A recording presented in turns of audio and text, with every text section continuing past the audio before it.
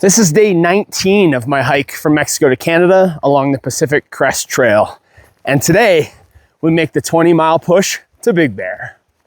We were up before the birds saying goodbye to our cabin in -2 degrees Celsius weather, but it didn't matter because we had another 20-mile push on our minds.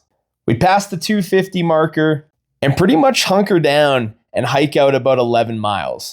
We'd come across a little bit of trail magic with just a few snacks left, so we took a couple, left the rest for some hikers behind us, and we traversed down to a little creek across the trail where we'd set up for lunch and refill our bottles for the first time in 18 miles. We'd share a little more chatter on our final 9 miles towards Highway 18. This was a flatter section of the trail, so honestly, we blew through the miles. Hitting mile 265, 10% done the trail, writing our names in the book, and finding even more magic before Highway 18.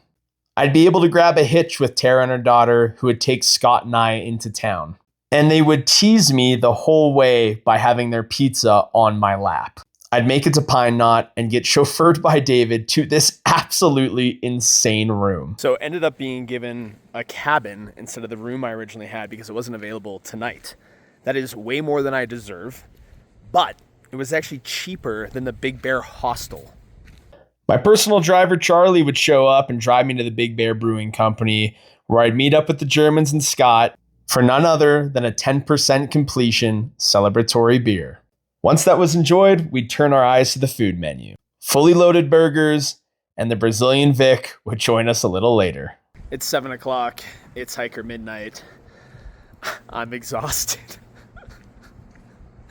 I'm heading to bed. We'll see you guys in the morning.